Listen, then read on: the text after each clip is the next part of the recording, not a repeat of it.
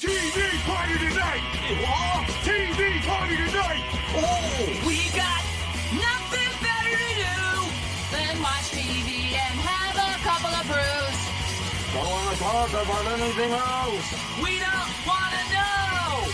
We're dedicated, yes! To our favorite shows. Oh, my circuit! Everybody loves Hypnotoad. Scary dog! Dancing at Blurnsville. Futurama! Good evening. We would like to bring this community meeting of Eternians to order. Tonight on the subject will be who has ownership over He-Man's sword.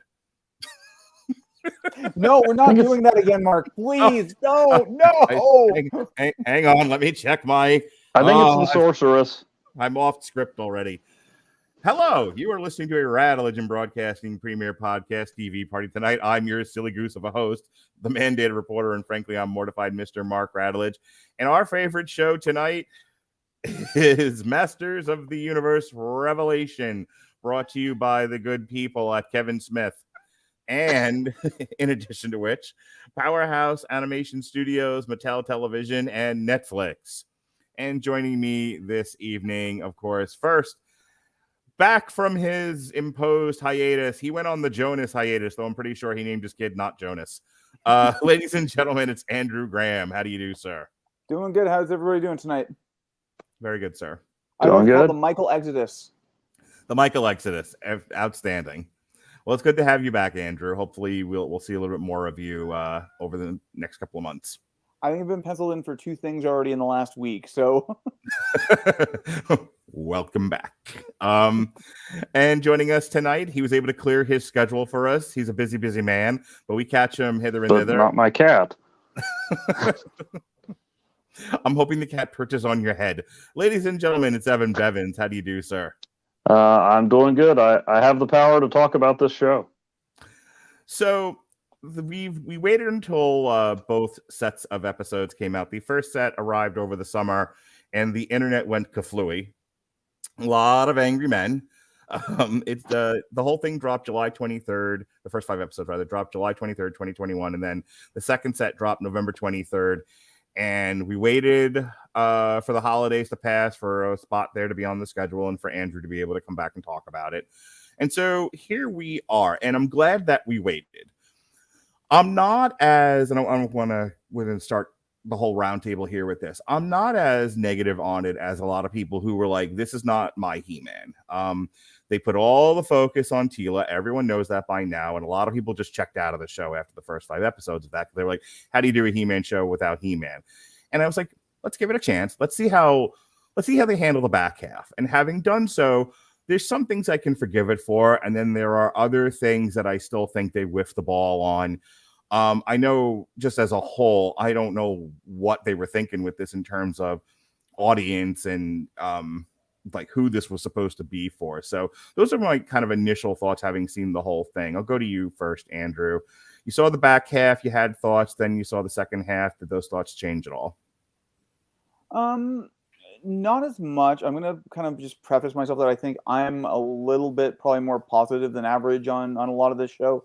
Mm-hmm. Full disclosure, I'm probably on the borderline of those who actually caught He-Man even in syndication. I'm 38, so it was in syndication at that point when I was a kid, so I definitely have vague recollections of it. I don't have every episode memorized, so I've got a little bit more distance on it in terms of feelings for the original show. And overall I was fairly positive with it. I will say I think there was definitely a lot of setup in the first half that ended up being paid off quite well on the back end. Sure.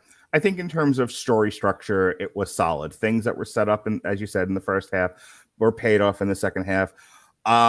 It's hard for me to think that this is ever going to get renewed, not only because of the backlash, but because the story they told was wrapped up really, really nicely and almost with nowhere to go afterwards. I'm not really interested in seeing what happens with these characters with how they ended the thing. So we'll get there. Evan, you saw the first half, you had thoughts. You saw the second half. Did those thoughts change at all?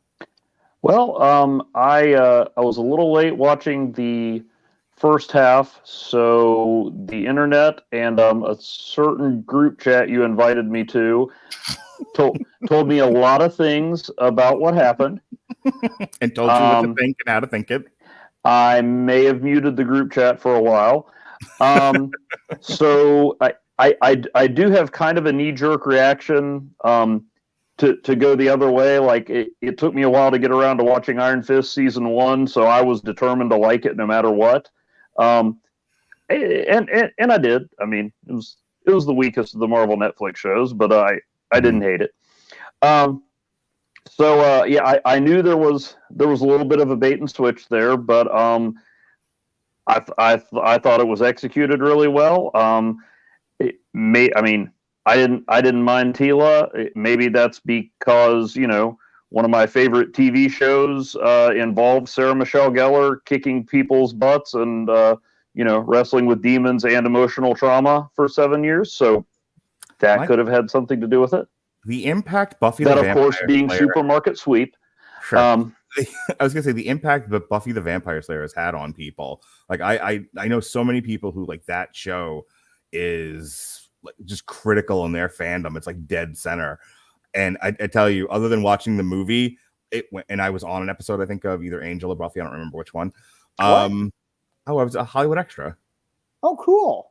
Yeah, I thought you guys knew that story. Yeah, let's table this Masters of the Universe discussion now. Which episode? What season? If I could remember the details offhand, I would tell you. But just know I have the complete of both of those, so we can go look that up later. Yep. Okay.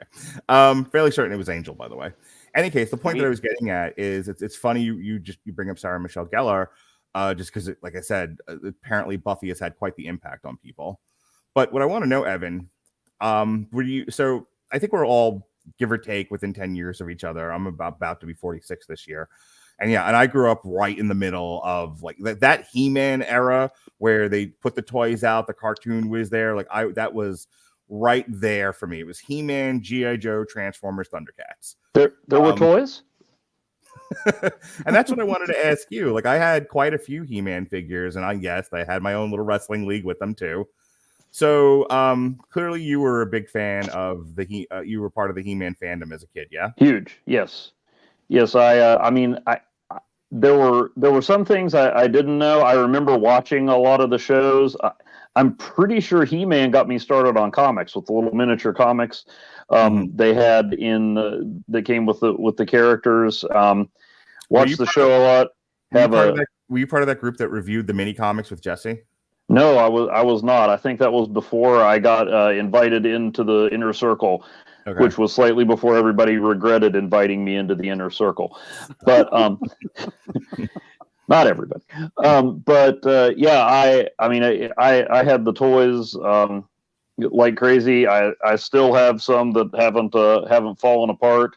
A little piece of my childhood was lost forever when I realized that Stinkor was just a repainted merman that smelled funny. So I could relate to the characters early on when the magic was dying. But I've got books, I've got comics, I've got DVDs. I made comics. I should have grabbed one of those. I have homemade He-Man comics. I pretty sure had one idea of a fan fiction idea that tied the Dolph Lundgren movie in with the cartoon, made them all part of the same universe. Okay. So I've spent a little time with He-Man. It sounds like it. We have a friend here watching. Gavin Napier says the original Mossman Stinker figures still retain their odors if they've been in an enclosed area. Yeah, I'm sure. It's true. All right, let's get right to the meat of the matter. What drove everyone crazy about the first 5 episodes, from the eldest amongst us who watched this thing, who were huge He-Man super fans and feel like this was an attack on masculinity, to my son, who was 7 years old at the time, who walked around in a circle in the living room screaming, "How do you make a He-Man show without He-Man?" That's the question, isn't it? Let's talk about that. They made a conscious decision to nerf He-Man right in the beginning, the first episode, and focus on Tila for the next 3 or 4 episodes, to bring He-Man back in the second half. That was the gimmick here. And so this is her journey with Evil Lynn and the African American looking friend Andra. Andra. It's African Eternian, Mark. Thank you, African Eternian. You're not wrong. Anyway, so let's talk about that. You know, they made. I think those of us who were a little bit more patient and accepting, so I wanted to see what the payoff of that was going to be. So, what did you think of those first half that focused solely on Tila, Andrew? I really enjoyed it, and I think what I'd like to do is just take a quick second and bring in where I think Kevin Smith was coming from on a lot of this series. So, probably getting on about 10 years ago, he still got it going. He started a podcast called Fat Man on Batman, where he was talking a lot about the Batman stuff. This was near the end of the Nolan trilogy. There's a lot of other stuff going on. And one of the things he ended up doing was actually talking a lot about He-Man in these episodes, because he's a tremendous fan of Batman the Animated Series. And he talks to guys like Bruce Timm, Paul Dini, other comic guys like J. Michael Straczynski, who all actually got their start on He-Man. So it's kind of interesting to hear some of their stories about developing that show. And I mean, in the last couple of years, there have been some more kind of hagiographies, sort of, you know, He-Man was great and had this great mythology, unlike the Toys That Made Us, and there was a Masters of the Universe documentary. And these guys were really talking about it on the brass tacks end of making this series, where basically Mattel sent over a design of a thing. The writers and the animators were basically like, okay, what do we call this thing? He's a skunk, so Stinkor. And do we think he's a good guy or a bad guy? Where he's pretty ugly, so we're going to make him a bad guy. And they definitely talked about a lot of the constraints of the show, and they talked about kind of having to work around that writing and things like that. Now, getting into this, I know there's been some definite approaches and a lot of controversy around it. I think one of the things that they were trying to overcome was kind of to use the MCU phrase, it was the Captain Marvel problem. And they show it well, because they didn't really nerf He-Man. They show every time He-Man is there, he goes in there, he kicks ass, and he sorts everything out in 5 minutes. All right. And he also has kind of this overwhelming presence of character. So I think it was interesting for them to say, have this same universe, take He-Man out of the equation a little bit, and then see what happens to the other characters as things move forward. In terms of the first half, I enjoyed it. I think they gave Tila some good development. I'd say if there was anything in terms of any one character in terms of like both performance and writing and arc that really hit it off for me, it was Evelyn, and voiced by, I think it's Lena Headey. Yes. That was a really interestingly written character. Lots of good pathos, lots of good development, and a really great voice acting piece as well. I'm a big fan of, I thought Tila was fine. I think having her start in a position of hurt and kind of work her character forward from there was really interesting. I think having, and I can't remember her the other person she was kind of hanging around with for much of the time. I think you said it already. It was like Andrea or something. Andra. I thought her and Andra had good chemistry. I'm going to be perfectly honest, because it's a different skill. I think you know, Sarah Michelle Gellar is a perfectly good actress. Maybe not such a good voice actor, though. I think sometimes her line deliveries were a little bit stiff, but I was fine with it. There were some nails on a chalkboard moment for sure. Yeah. For me. So going over to you, and I want to stay on Tila. So if you want to address some of what Andrew's already talked about and your thoughts, do so. But to not have to repeat the same questions, let's take a little bit further. A lot of what you see in the first episode or two that Andrew talked about, you know, is Tila reacting to the fact that Adam didn't reveal his identity to her, and she felt like everyone was keeping, you know, she thought she was in the inner circle, and as it turns out, she was an outsider. And clearly, the way they wrote this character, this was a part of her psyche, a part of her character that was back there already. Just not at the forefront, and it comes roaring to the forefront here, which he feels like the entire royal court, short of the king, knew what was happening and didn't bother to tell her. And she felt, you know, and then Adam allegedly dies and all of that, and she just sort of explodes and runs away. And there were some, I'm thinking specifically of like the Critical Drinker as one, but a lot of people made the same comments. They were like, how do you as a person react that way when there are bigger things happening? And here's what my thought is, and then I'll let you respond. You know, the thing about watching a drama of any kind is characters are going to be imperfect, And in the beginning, they should be making kind of terrible decisions, things that make you frustrated with them. There should be growth. That's the art of the screenplay. Your character should have an arc. They should get from one place to another. And her starting off that way and just sort of fast forwarding, by the end, she's resolved a lot of that and forgiven it and gotten past it. So I don't mind that that's where they started with it. But boy, did it drive people crazy. Like, she should have started off fully formed and fully mature and roaring forward. Go ahead, Evan. What are your thoughts?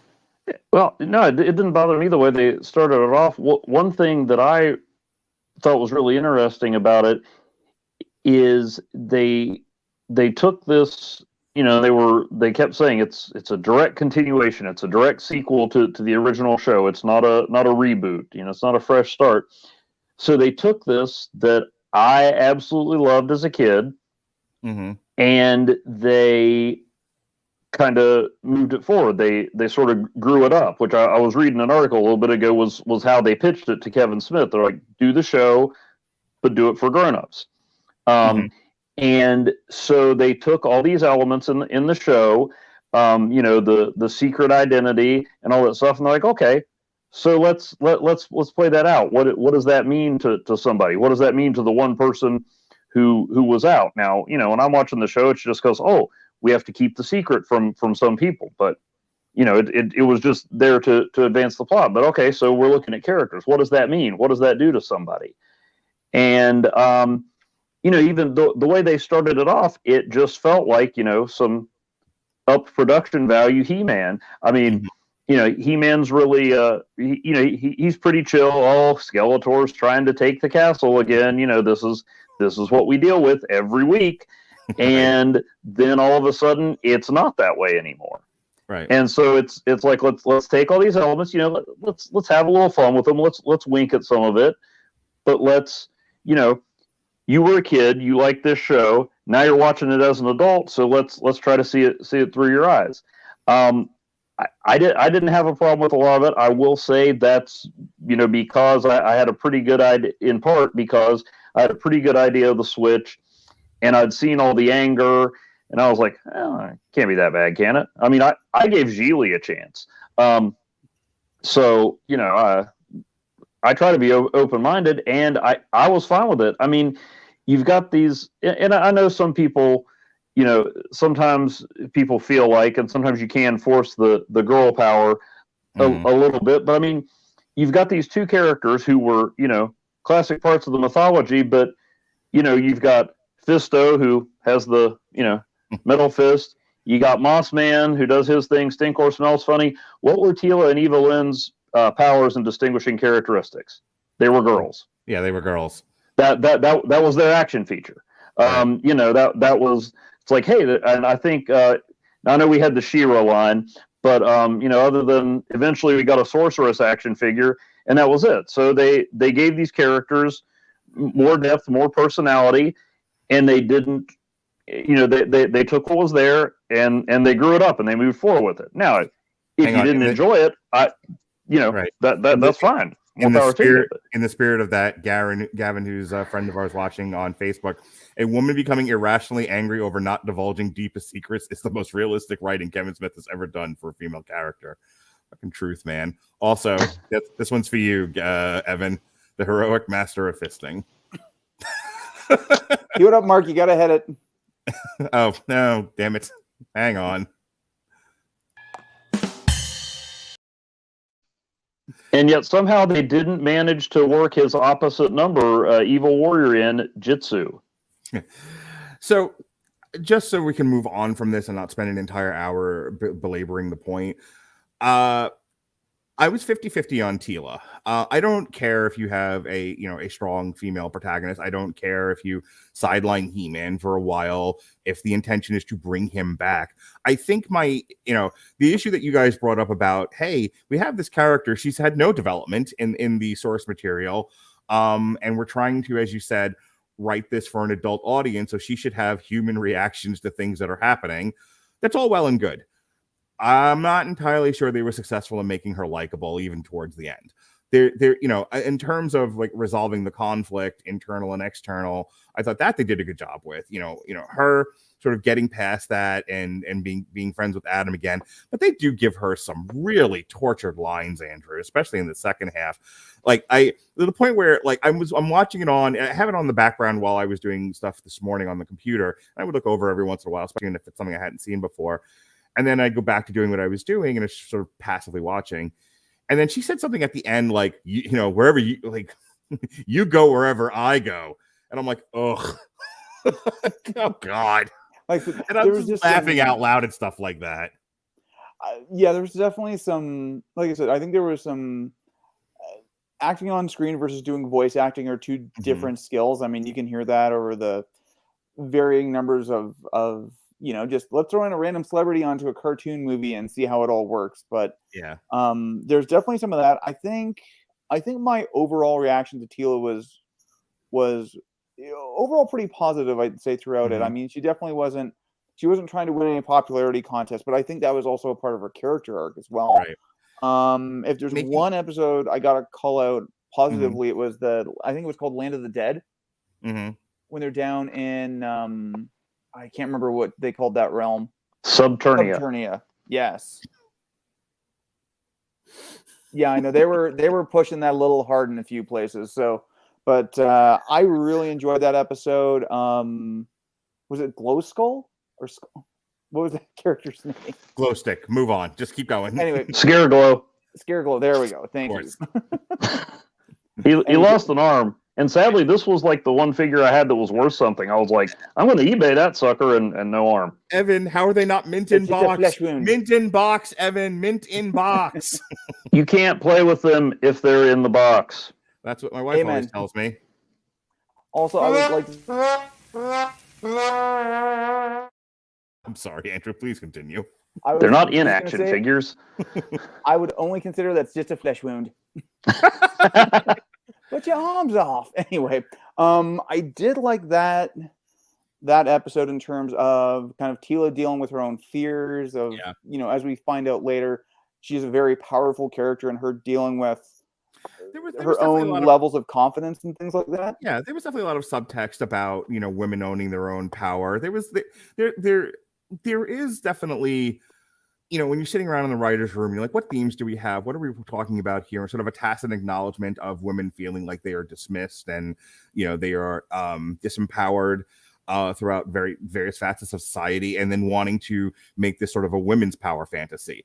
Here's my problem, Evan, and I'm curious to get your opinion on this. I don't know if this is A, the right vehicle, B, geared towards an audience that would have at least given it a chance to put the message in there about empowering women and this being a women's power fantasy. And I only say that because when I think about the kinds of stuff that like my wife tends to read and watch and look at, and where she derives, wanting to see herself on screen or seeing, someone that she would want to be, like her fantasy, it's not this. It's not muscly guys with goofy names hitting each other with swords. It's other stuff entirely.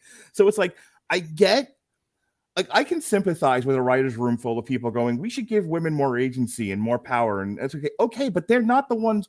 Adult women are not enough. I said this in the chat, not enough to make this a worthwhile endeavor. Not a big enough audience of women that are going to watch this thing going, yes, finally a show that speaks to me. What are your thoughts, Evan? Well, I mean, I guess I see where you're coming from, but to me, a good story is a good story. I mean, again, I'll go back to it, even though it's associated with someone who's not very popular right now. But I mean, Buffy the Vampire Slayer, and there were male characters on there, but that was that was primarily focused on women. I love that show, and it wasn't just because Sarah Michelle Gellar was adorable. Everybody's like, that's the only reason you watch that show. I'm like, no, I'm there for Willow. Anyway, well done. Okay. No, I didn't know if you had more to say. No, you said hold on. No, I said well done. Oh, my bad. And later Anya. But anyway, I didn't have a problem with it. I'm not gonna not watch something just because the main character is a female. And I mean, this is a character that I grew up with. So that was interesting. And as far as He-Man and Skeletor kind of being, moved aside in the first half, I mean, obviously He-Man's the centerpiece, but I was always more into the supporting characters. Anyway, I got my man Snout Spout perched up here in the turret. Cybernetic firefighter guy. It was always He-Man's allies that I found the most interesting. I'm going to make one last comment on this, and then we're going to talk about He-Man specifically. Okay. A lot of the anger, and Gavin pointed this out too, and also I'll put it on screen. I think the anger comes from the fact that as an audience member and as a fan, if you're saying, hey, we're going to do a new show about He-Man, Masters of the Universe, He-Man, and then the first half of the show is about Teela. Look, there is a story to be told about Teela, and I think people would be there for it, but don't. It's the phrase he used was bait and switch. That was the one that got bandied about a lot, and I think that's valid. I don't know if I would have gotten as angry about it as many people did. I don't care enough. These were toys. This was a show meant to sell toys to children, and I can't. Chris Bailey, hang on to Chris Bailey, nostalgia Chris Bailey. I am almost 50. But it worked. Doesn't affect me like it did. I used to have that little horsey. Little horsey. Wait a second, was that from He-Man or was that from was it Marshall Bravestar? No, that was He-Man.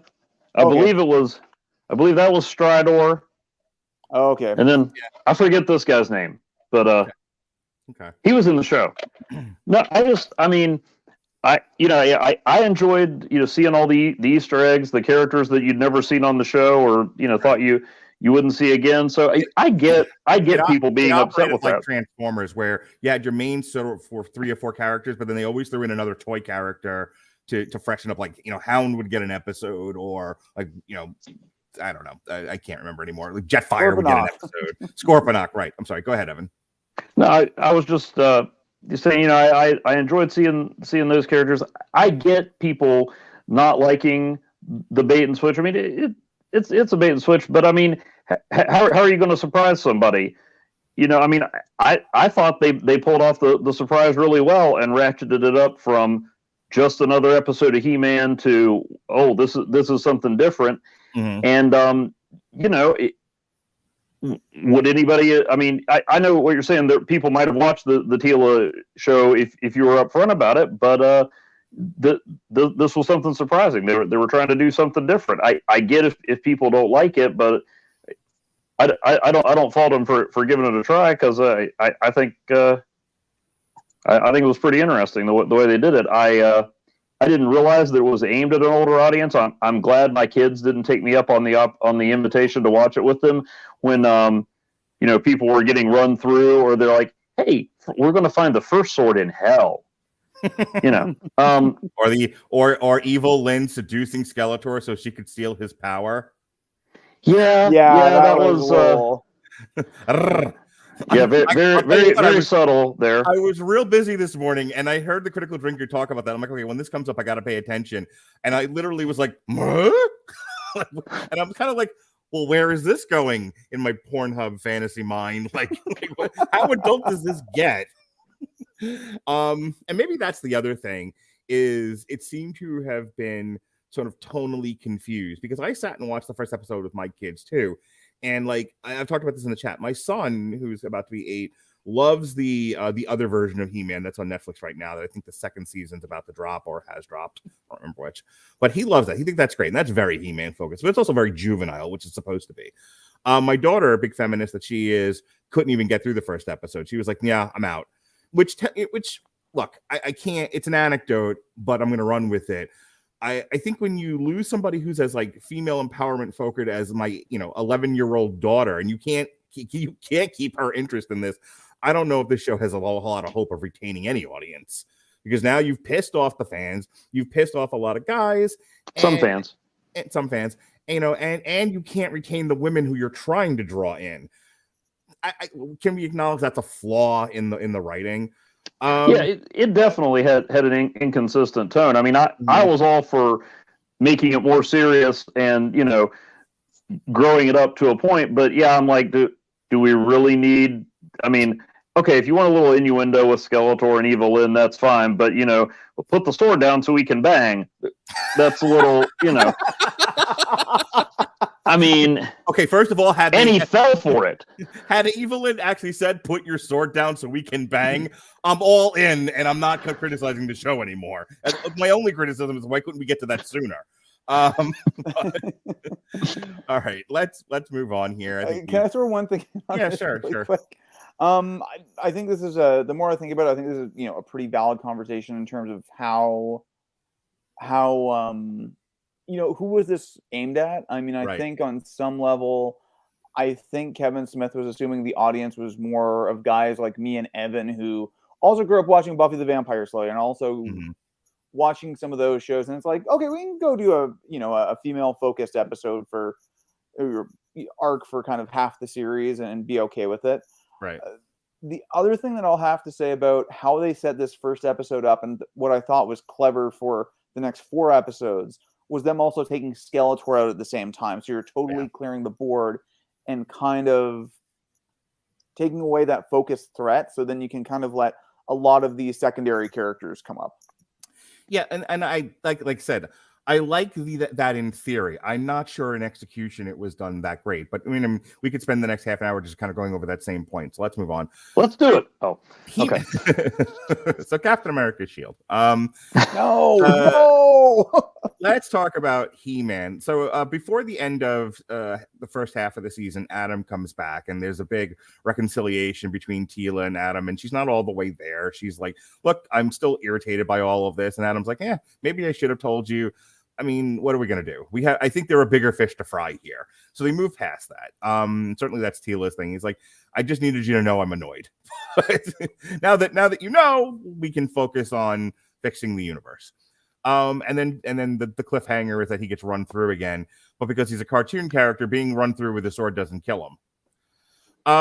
A lot of the show focuses on Teela becoming... Missed all the vital organs. Sure. Yeah. And if that's not true, vital organs are in different places in Eternia. So there. Thank you for the anatomy lesson there, sir. So a lot of it is that's really a big setup, a hurdle for her to overcome. And somebody made the comparison of Teela to Rey. Yes. Where she instantly becomes a powerful sorceress without even trying. And I'm like, hang on. Rey had some difficulties. Teela had some difficulties with this too. She didn't master sorcery all in one shot. But she manages to save Adam. And they do this thing with He-Man in the second half, which I thought was interesting and definitely received a lot of criticism. So Adam makes a tacit recognition when he's face to face with Skeletor, as Skeletor is He-Man'd out now, that it's not the sword that gives you the power. The power, it's like the Force. The power is there for you to control, if you know how to do it. And so he says, I have the power, and he becomes hulking He-Man, we'll call him. And he's like this hulking rage monster for a couple of episodes. People, and I want your guys' reaction to this, because I kind of had the same thought. It was almost as if the show's message, sort of subtext, is, hey, you can't solve all your problems with big muscles and power and fighting. You have to be able to, to think through things. It can't all be about that. And that's a valid argument to make. You can absolutely tell people, hey, not every problem is solved through fighting. Again, I'm not sure if the muscle show with the action figures and the superheroes was the best place for it, or there was an audience there to receive it. So your thoughts? That's what I saw when I saw the He-Man character in this show. So you can kind of take it any direction you want. Respond to what I said, Andrew. I'm going to be completely honest. This aspect of the show, I absolutely loved. Okay. I thought it was probably one of the most... I don't want to sound pretentious because we're talking about a show based around Frank Rosetta drawings. No, please be hoity about it. I thought... I'm going to use a pretentious word. I'm going to say this was important. Because I think, and I mean, I might also be colored about some of the other conversations I was witnessing on social media at the time that I was actually rewatching this, because there may have been some memes posted by a certain comedian / podcaster. I'm not going to name him here. We're not going to get into that, about strong men in good times and weak times. And anyway, you guys are probably seeing it or something like that. But it's I think the internet. If you're listening to this, you can find it elsewhere. Yeah, exactly. I'm not going to get into that, but I think But open another window. Keep this show going. Very good, Evan. In any case, I thought this was really interesting on what it had to say about the nature of, they used power, but I think the nature of strength and what strength is, how it relates to other people. Like when you go back to the first half of the season, when you see Adam in Preternia, he's not there as He-Man, he's there as Adam. Right. This is kind of, and I can also criticize this a little bit because they were definitely stealing some stuff from Captain America, where it's like, you know, it makes the good man great, and you know, no matter what you always are, be a good man.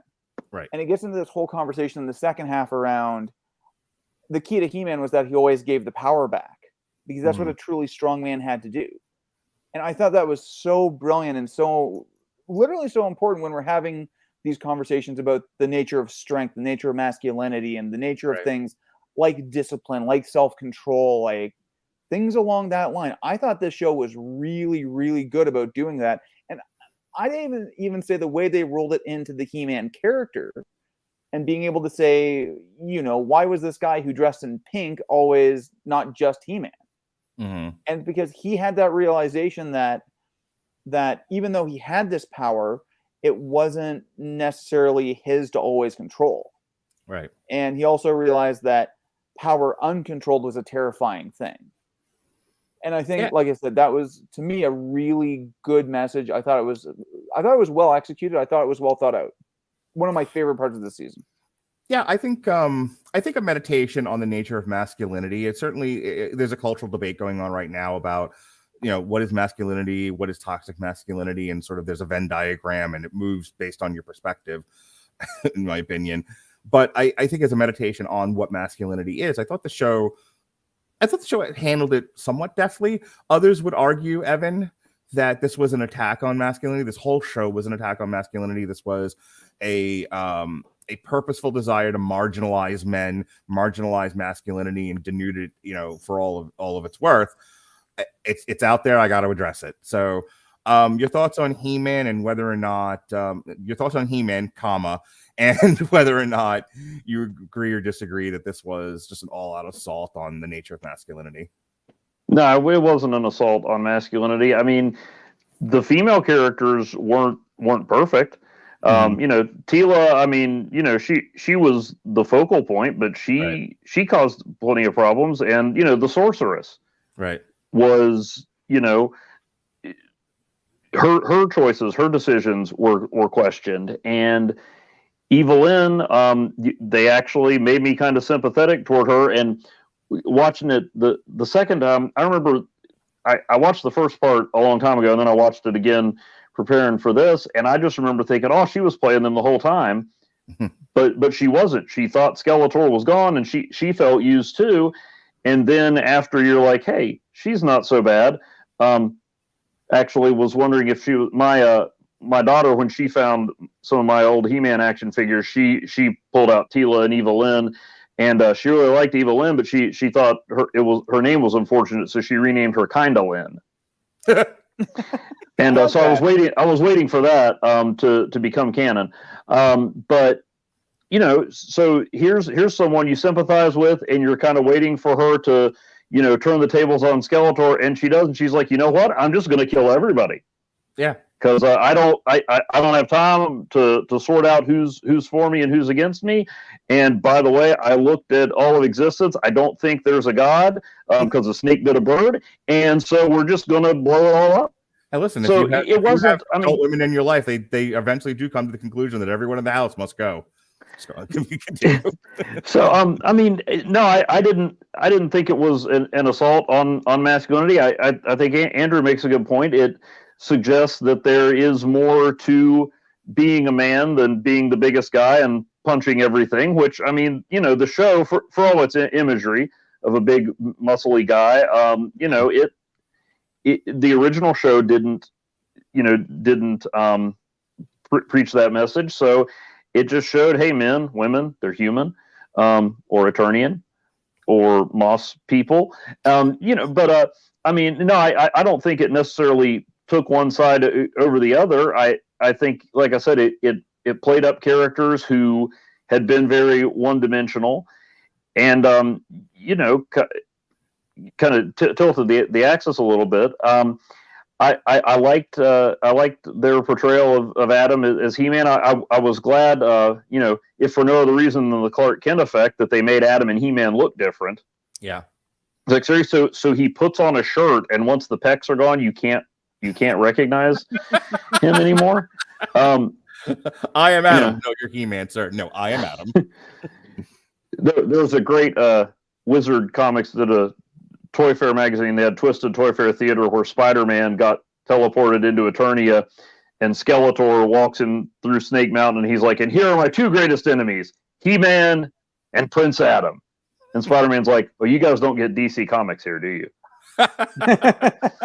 So, I was glad they did that. And, they carried that theme through even in the final battle. Adam or He-Man didn't want to fight Skeletor.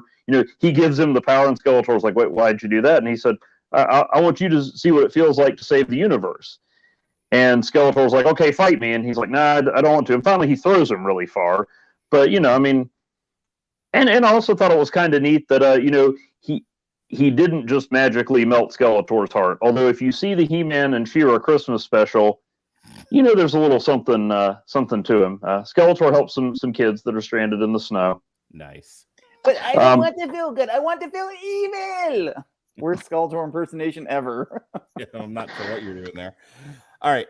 Before we move on, we do need. That's actually a good segue into Skeletor. But before we do, as we've been talking about, there's been a lot of complaining about the writing of this show. And I don't know about you guys, but don't you think the writers of this show could have used a tool like Grammarly, Andrew? I think they could have used a little Grammarly on this one. Yes, I do. Absolutely. And for you listeners of TV Party Tonight, Grammarly is offering a free, speaking of tortured writing, here's my tortured plug. It's offering a free download of the Grammarly software. Grammarly's AI-powered products help people communicate more effectively. Grammarly helps write mistake-free on Gmail, Facebook, Twitter, LinkedIn, and nearly anywhere else you write on the web. Grammarly corrects hundreds of grammar, punctuation, and spelling mistakes while also catching contextual errors, improving your vocabulary, and suggesting style improvements. Like when you're writing, hey, this problem needs a good fisting. Wait a minute. I was going to suggest that there would have been some red lines coming up under the Fisto dialogue where it's like, are you sure you want to use fist in this way? Yeah, are you really sure? Maybe change this. Maybe just stop writing fisting over and over and over again. Says Grammarly. To download Grammarly today, go to getgrammarly.com/W2M Network. Again, that's getgrammarly.com/W2M Network to download Grammarly for free. Got to talk about Skeletor. Look, Skeletor, Cobra Commander, Mumra, they all came from sort of the same model of supervillain from the days where I was watching cartoons. They were all bumbling idiots. They all had great, wonderful, masterful Batman 66 James Bond villain-esque plans that all went asunder in 22 minutes or less. Fine. So I'm not going to sit here and be like, why wasn't Skeletor smarter? Well, that would have been a giant leap from where he was in the original cartoon. But I found Mark Hamill's portrayal of Skeletor interesting here because I kept thinking about him as the Joker, where everyone loves his Joker. Like he's like the canonical Joker for a lot of people. It's like him and Jack Nicholson. But I thought that while he was a little more restrained with the Joker in the Batman show, here it's like, and I'm not blaming Mark Hamill. This had to have been a direction. But like they went with, can you just go like overdo it, be like over dramatic, just take this character into back around to where it's really silly. Like here's where I'm going with this. I did not, Andrew, get a serious sense of menace from Skeletor. Yeah, the cliffhanger where he's become giant He-Man Skeletor. Skelegod, sure. Was interesting and was kind of like, ooh, where are they going with this? Like I at least was hooked to want to see what happens next and see if they're going to do anything different with it. But from the first episode where it ends with him dying to the very end where he is like, it was me, Austin, it was me all along. And then this back half where, where he just rambling endlessly through so many of these episodes. I'm kind of glad that Evelyn slept with him just to get him to shut up for a while. I don't think the character was presented with a tremendous amount of menace to where it added to the tension of the show. What do you think? I think you're probably not too far off on that one. I think their whole choice to dumb them down a little bit was a smart one, because you then had the ability to have have them be powerful but not necessarily all that Threatening. sharp is maybe Yeah. a good choice, especially when you have Evelyn playing off against him and things like that. And obviously getting back to our whole conversation about his base misunderstanding of what the dynamic of the power was. Mm-hmm. Well, I'm going to get in trouble for that one later through certain people on the chat probably. But This whole show is going to get us all in trouble. Let's just lean into it. For sure. So one thing I will say, I think I agree with you on the way that he was written. The one that I think kind of trips for me, and like I said, I'm 38. I grew up with Batman the Animated Series. That Mark Hamill's voice as the Joker is what I hear in my head when I read the Joker in a comic, no matter who he's tying up for whatever reason. But in any case, I found, and this is even the same thing contemporarily when he was doing the Hobgoblin on the Spider-Man series. And again, I'm assuming this is a direction. There's almost a little too much Joker in his voice register there. Yeah. I wish the voice would have sounded a little bit different. Yeah, that's actually a really good point. Like the tone, like the actual like voice tone of it is too similar to where it just feels like you've done a really, really over dramatic, the drama version of Skeletor. And actually the drama works for me because I mean, I don't know if you guys have seen, but there's been a whole run of new Skeletor memes in the last couple years. Like Skeletor, see what I'm doing even there? Skeletor giving uncomfortable facts and running away, basically. Like right. Like the asteroid hitting the Earth when to kill the dinosaurs with the largest ratio of one bird or one stone killing many birds. Gotcha. In any case, there's definitely they could have used a little bit more. I was okay with the dramatic of it, but the actual sound of it just didn't quite work for me all the way. So tell me your thoughts on Skeletor and whether or not you'd really like to meet him, Evan. Let's see. I mean, the voice. Sorry, I just noticed you put Tila in the shot. God damn it.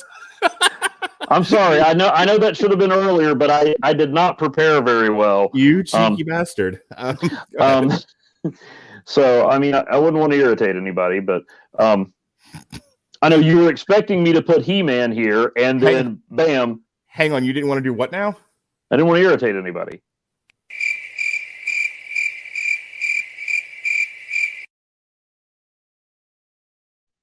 But your thoughts on Skeletor then? I thought the voice was a little too Joker. I don't know, for some reason it was too low for me. I remember high pitched Skeletor. I did appreciate some throwbacks, like when he referred to Adam as a royal boob. I had an app on my phone a while back that was the Skeletor insult generator, and it had all these quotes from the show, and one was him calling King Randor a royal boob, and but sadly I did not have a very high-tech phone. I had to clear some memory, and now it's gone from the Play Store, probably because nobody paid Mattel any money to make it. Anyway, but on the other hand, he's a guy with a skull for a face, whose name is Skeletor. I'm not sure subtlety is in his DNA. I'm not sure subtlety is in any of this show, Fisto. So, claptrap. Sorry, hearing the dialogue in this show, and I know like you kind of have to go with it or don't watch the show, but it's like, Fisto, claptrap, come with me. We have serious things to discuss. That's Champ Clamp. Okay, whatever. That is. Oh, Clamp Champ. Oh my gosh, I just messed it up too. Voiced by, I'd just like to point out, Method Man. Really? Yeah. Also, speaking of, Method Man was the voice of Clamp Champ. Okay. And the voice cast. I mean, that was, if there was ever a lull in the show, I'd be like, who's the voice of? Oh, this is cool. Tony Todd was Scareglow. Oh no, they got a really stellar cast for this. I mean, Kevin Conroy was Merman. Yes, he was. And to make me feel really old, Alicia Silverstone was Queen Marlena. No, And I understand what you're saying about Skeletor. Of course, he's always been kind of over the top and comedic. They did. Usually, I would say this isn't the best way to do it, but they did a good job of having the other characters kind of convey his menace. Mm-hmm. I mean, they were legitimately scared of him. Right. And I mean, there were probably some points where I was like, that guy? But so I know it would have been better for Skeletor to be menacing, but they made, they kind of gave him a little weight through the other characters' dialogue that he didn't give himself. I think we're going to start to wrap up here, but I want to give you, in case there's something that we didn't talk about or didn't spend enough time on, I'll let you guys sort of direct traffic. I think for me, this kind of be my last word other than responding to you guys. There are threads of this show where I think the writing is fairly solid. I think, but it's hard to look past some of like the glaring issues that we've already talked about. So it's like, in terms of when you're writing a screenplay and you're setting up things in your first act that you must resolve in your second act, that's all there. I mean, credit to Kevin Smith. You might not like his writing. You might not appreciate his point of view, but the man can write a screenplay that actually fundamentally works. Everything is standing solidly on all the pillars of what makes a good screenplay. Content-wise, I think where he drives people hither and yon. But I think in terms of, let's forget all of if you just woke up from a coma and you'd never seen He-Man before in your life, and you have no predispositions or opinions on masculinity and femininity, you're just watching the show, see how the story is. The story works. The things they're doing with these characters work fine enough, especially for what they're trying to do here. I think it's all the dressing and all the stuff on top of it, and then of course people's perceptions of what this should have been that really drags it down. But Andrew, last words, last licks, burning desires. Just like cough there. Well said. 3 things. I'd say probably 2 of the other characters just to really quickly touch on. I thought the relationship between Beastman and Evelyn was kind of interesting. Mm-hmm. It's kind of an interesting kind of character dynamic. I thought it was very well written. Kind of the undersold MVP on this one is Orko, who I thought was a gag character. Like, he was just kind of a one-note, even by this show's standards, really bad kind of just cowardly jokes. Right, and he was Snark from the Thundercats. Yeah, kind of. He was Neelix. Yeah. But in any case, and they gave him not only an interesting arc, but they also gave him a couple of really badass moments. Sure. I don't think he ever got in the cartoon. Maybe now someone's going to be like, he did this episode, whatever. Not that I can recall. As a child from 50 years ago almost, I don't remember Orko having a lot of big hero moments. I remember him being more of comic relief. Yeah, and when they give him hero moments, they give him really solid hero moments in this show. Like, it definitely works. Like I said, I have no idea, again, based on fan reaction or anything like that. Obviously they were teasing at tying in with She-Ra and talking about the evil horde and things like that. Mm-hmm. If they do, I want it to be the Netflix She-Ra just to drive certain people insane. I'm going to ask that you leave our audience's nipples alone, Andrew. You're supposed to be from Canada. You're the nice one. Leave people's nipples alone. Stop poking them. Speaking of poking nipples, Evan, your last thoughts here. Burning desires, go. Well, I agree. Orko, I really liked what they did with him. I mean, I loved, even more so than his entrance and his hero moment at the end, the throwback sound effects, the little twinkling sound as he was doing magic and kicking butt and taking names. It really liked what they did with Man at Arms. That little subplotter Evelyn referring to him as the most dangerous man in Eternia. Again, kind of gets back to some of that. What's power, what's strength. Like, He-Man was all the power, but Man at Arms' mind is what you really had to worry about. Sure. I enjoyed a lot of the cameos we brought in. I didn't even know who Pig Boy and Goat Man were. I had to look that up today. I was like, who's that devil-looking guy? Why didn't I get Cobra Khan? But I liked a lot of what they did. I know we talked about Teela earlier. I should have mentioned this. As much as people were upset with them focusing on Teela in the first half, in the back half, I was kind of like, wait, wasn't this about Tila? I thought she kind of like moved off to the side. Oh, that's hilarious! Like, why aren't we getting more Tila in the second half?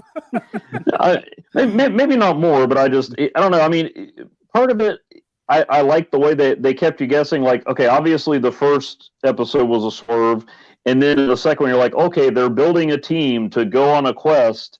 Yeah. And then it's like, okay, Orko's fighting them out of hell, and they're getting picked off one by one. What the heck? And now Adam's in Eternia Valhalla, and you know, it was kind of a roller coaster. At other times, I was like, okay, I see what you're doing. Oh wait, no, we're doing this over here now.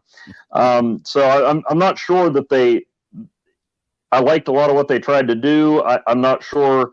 I guess like you were saying that it all landed necessarily. I mean, of course, I would watch if they did another season.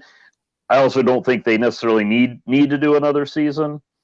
You know, other than that, the running gag that I avoided doing so that I didn't get too annoying for you guys was just drop the names of characters I didn't understand why they still didn't show up. You know, I mean, I mentioned Snout Spout. You know, and I'm like, okay, well, I got to get the Horde off of that list. How do we not get Too Bad in there? I mean, come on. But I mean, no, I don't. You know, there were things that didn't work for me. Sure. Again, I thought it could have been a nice, PG, more serious, but still something my kids could watch instead of a Logan's Run PG. Callbacks. But overall, I enjoyed it. I mean, it updated what I had watched. It tried to grow up with me. As much as I've grown up, as you can see, the examples of my maturity are all around me. But I thought it was fun. I didn't just enjoy it to spite people who didn't enjoy it.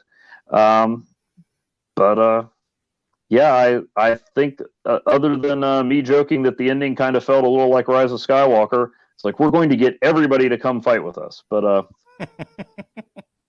but I liked Rise of Skywalker too, so maybe I'm just maybe I'm just that guy.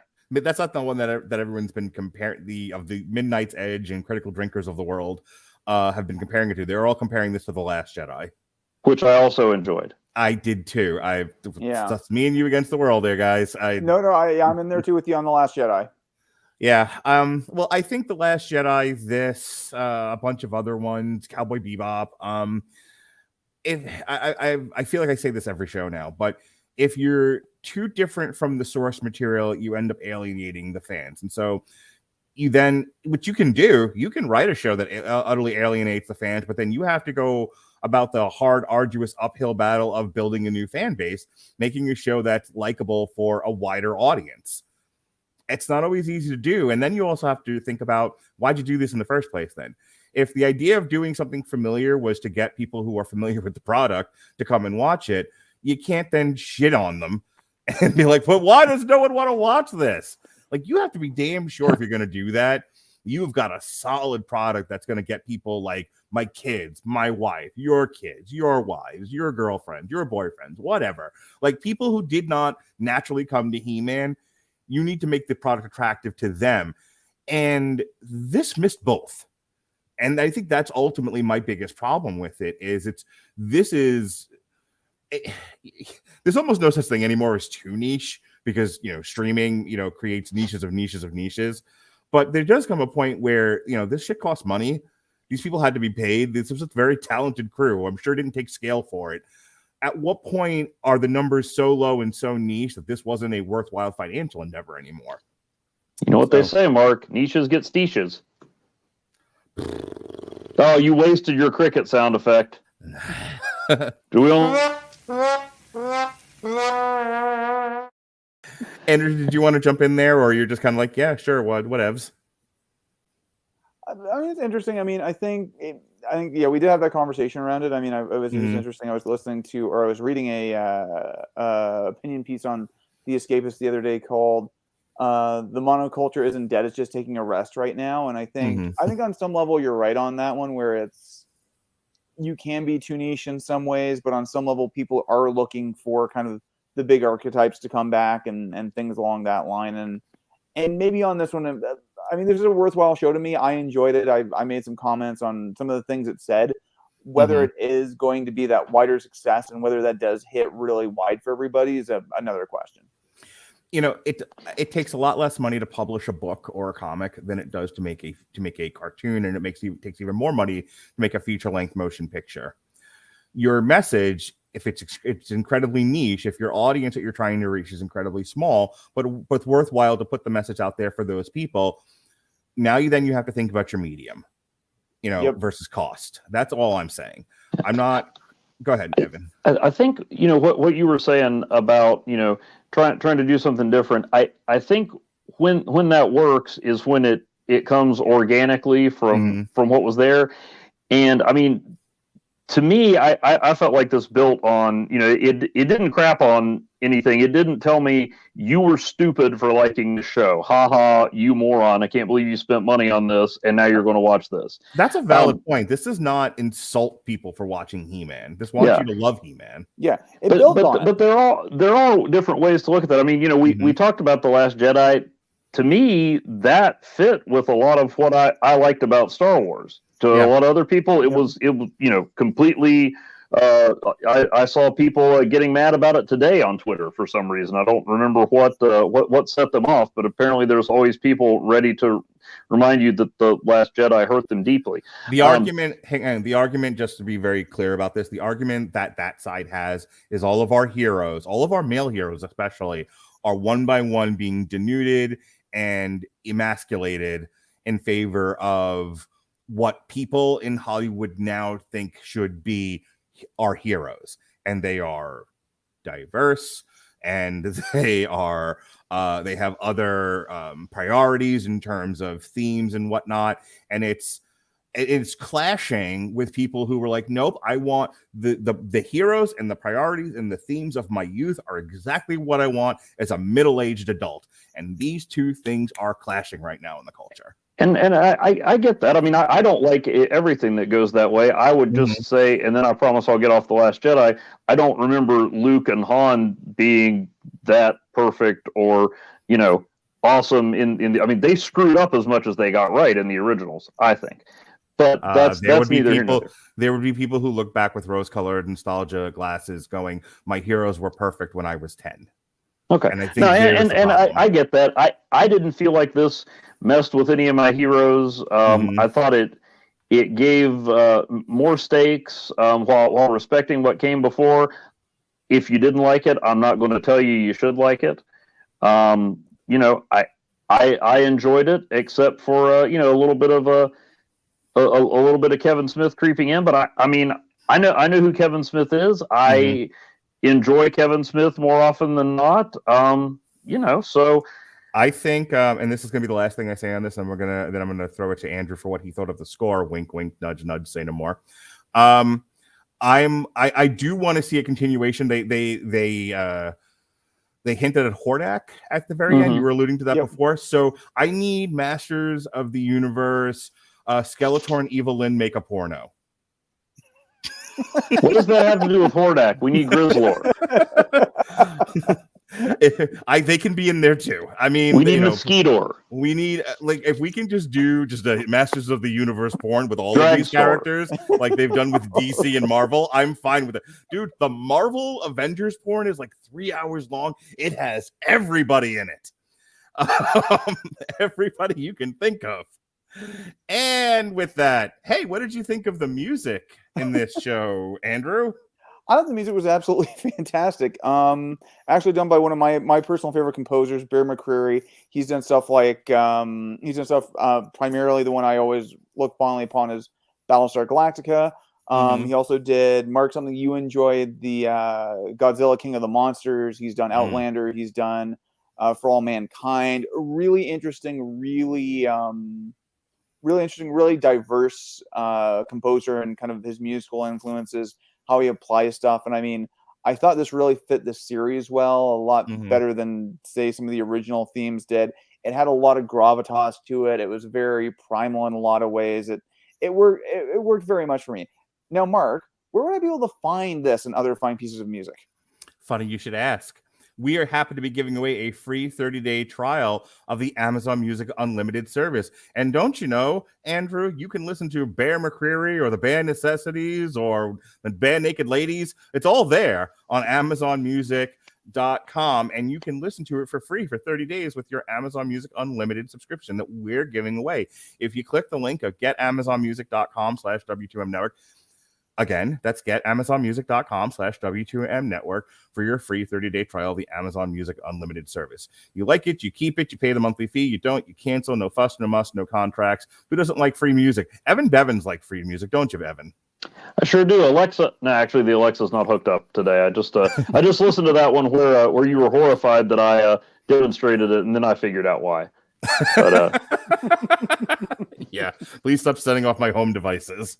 All right, guys, I think we got it. Yeah. So let's go ahead and get into plugs. Evan, I hear you have a blog.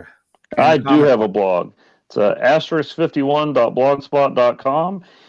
You can go there to hear my story of my favorite Masters of the Universe action figure whose action feature actually worked and defeated another one of my Masters of the Universe action figures. Doesn't that sound exciting? Yes. I also had the original DC Masters of the Universe Limited series traveling around with me for years that somebody had given me that I finally read, and we went through all of those issues where the story is very different from what you get in the comics. In the comics, yes, the comic story is different from the comic. How about in the cartoon? And other non-Masters of the Universe related topics, like should I keep buying X-Men? Or how did Ghost Rider and the Thing save Christmas? You should ask Christian, should you keep buying X-Men? He seems to be the expert. The expert. Expert. Yeah, no, I look forward to hearing what Chris has to say about this latest issue. Let's see. When is Evan Bevins joining us again? You will be doing White Knight on source material with Jesse Starcher. And sometime in April, you and I are going to be doing a comic strip for I Kill Giants. And presuming the Super Bowl ends at a decent hour and we can get you on there, you'll be on for a triple feature with myself, possibly Jesse Starcher, and definitely Jason Teasley, doing National Champions, American Underdog, the Kurt Warner story, and We Are Marshall. A movie that I was an extra in. Oh, look at that. Well, a bunch of Hollywood extras here. That's a good movie. Well, I mean, technically it fades to black before they got to me, but I can tell you the general area where I would have been if they had gone 2 more seconds. All right. As for me, what do we got going on this week? Tomorrow kicks off Black History Month here on the Radulich and Broadcasting Network. We've got a ton of great movies celebrating the history, the past, present, and the future of Black cinema. And we're going to kick things off with Catwoman by Halle Berry. That's funny. My wife had that same reaction, Andrew. She was the first Black woman to win a Best Actress Oscar, right? I believe so. Put that in the description. Will do. So that's a re-air, actually. That was one of the very first on-trials Sean and I did. I insisted on it. We also have a refresh of an on-trial we did for Jackie Brown. And in the evening, Alexis Haino will be joining me for some more Oscar bait. We're looking at Belfast by Kenneth Branagh, Passing, which is currently on Netflix, and Come On, starring the most recent Joker, Joaquin Phoenix. All black and white movies, the hoitiest of hoity. So look for that. We've got some re-airs, some refreshes for Motley Crue's The Dirt, the soundtrack, and the Netflix movie. And that is in honor of the Pam and Tommy Hulu series that's starting Wednesday this week. Well, in the evening, we'll be reviewing Battle Beast Circus of Doom. Thursday, Pat Mullen, He-Man superfan, will be coming on the Four Kings of Boxing, well, his podcast. He and I will be doing Chapter 7 of the Four Kings of Boxing. We're looking at Marvin Hagler versus Roberto Duran and Tommy the Hitman Hearns versus the very same Roberto Duran. We've got a refresh of Korn the Nothing in honor of Korn Requiem coming out this Friday. And then we've got some boxing that we're re-airing. Keith Thurman's in a fight this weekend, so we're going to go back and look at his fight with Josecito Lopez on Friday, and then Saturday, we're going to look back at his fight against Manny Pacquiao. And then in the evening, myself and Dan Lasby will be doing an alternative commentary for Keith Thurman versus Mario Barrios. Also, on Radulich and Broadcasting Network, super contributor Jonas Radulich will be on for Damn You Hollywood. I should call it Darn You Hollywood since I'm doing this with an almost 8-year-old. But he will be on Damn You Hollywood. We'll be looking at Hotel Transylvania 4, Transformania, and Ice Age, The Adventures of Buck Naked, Buck Wild, whatever. Speaking of which, we'll also have a re-airing of our Aladdin Damn You Hollywood from a few years ago. And then this Sunday, we've got Godzilla King of the Monsters, a refresh on that. And then David Wright will be coming on to talk Agretzko Season 4. That's all for me. And there'll be more Black History celebration of Black cinema here on the Radulich and Broadcasting Network. I don't want to give it away just yet. I will tell you, though, because Jason picked it, we are going to talk Pootie Tang, one of the highest of high aughts of Black cinema, from what I've been told. Evan's head just exploded. No, I'm just wondering if you can edit me out, after. Yeah, we're going to just... Send all hate mail at sgarmer@gmail.com. All right, Andrew. So it was funny. The last time I worked with my son, I said, as we were doing plugs, I'm like, is there a dojo you would like to advertise for? And he was like, a what now? And I'm like, don't worry. Andrew Graham will think that's funny.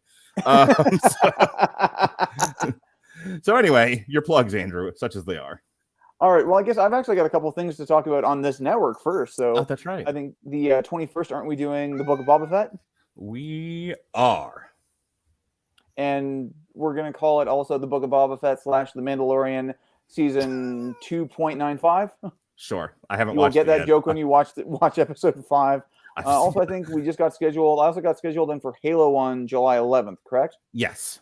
When the Halo, shortly after the Halo series ends on Paramount Plus, it's going to be like 90 of us on that show now. But yes, you are on the Halo show. Okay, well, just count me as a backup if you need somebody who doesn't know much about Halo, is terrible at the game, and doesn't have Paramount Plus. Yes, Jason, no problem. You can be a backup. Go on, Andrew. Nobody in Canada has Paramount Plus, so I mean, we're all kind of in the same boat here. So it's not a real service. It's not a real service. All right, go ahead. Okay, so anyway, in terms of, since you're going to go for the good old dojo joke, I'm going to go there. So I do train at Steam and Havoc Martial Arts here in Calgary, Alberta. You can actually see sorry, not used to doing this on the screen. You can actually see the logo on the sweater that I'm wearing right here. So definitely have a look for that on they are of course on all your major social media platforms. So Facebook, TikTok, Instagram. I don't think there's one for Twitter, but also search for them on all your major search platforms. Fantastic training in Calgary, Alberta, with karate, jeet kune do, jiu-jitsu, and catch wrestling. Very cool. And Serrata Eskrima, of course. All right. Well, guys, thank you for having this. It was a wonderful, pleasant conversation. I'm sure none of us have any friends now. With that said, which is always the goal at the end of one of my podcasts. So until the next time, thank you for joining us here. For Evan Bevins, for Andrew Graham, be well, be safe, and behave.